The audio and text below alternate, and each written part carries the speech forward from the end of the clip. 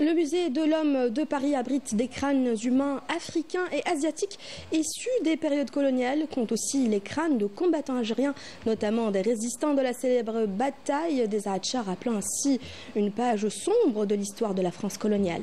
Une époque où les sciences humaines ont été instrumentalisées pour justifier les théories racistes. Les détails avec Amel Warba.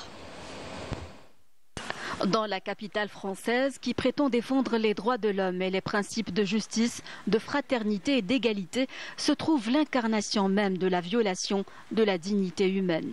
Le musée de l'homme de Paris illustre le cimetière de l'horreur et de l'humiliation. Ici, des milliers de crânes de combattants africains et asiatiques tués lors des guerres coloniales au XIXe siècle sont exposés comme des trophées de guerre. Témoin de la barbarie de la France coloniale, le musée compte aussi des centaines de crânes de farouches résistants algériens qui ont tenu tête à l'occupant français, notamment lors de la bataille des Ahadcha qui est restée dans les annales.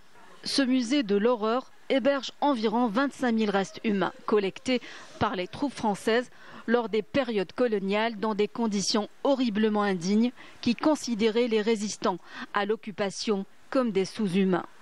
Des pratiques barbares courantes du colonisateur français qui prenait un malin plaisir à décapiter les têtes des résistants à la colonisation pour les exposer au grand public dans ce musée.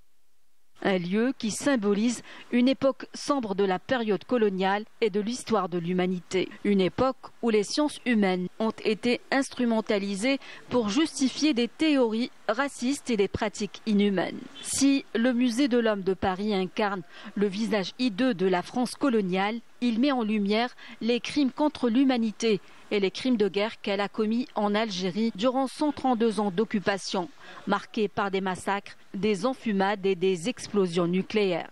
Une occupation fondée sur une idéologie de purification ethnique. Son seul objectif était de remplacer les populations autochtones par des populations étrangères. Ce musée témoigne des pratiques inhumaines de la France coloniale en totale contradiction avec les valeurs humanistes qu'elle a toujours prétendu défendre.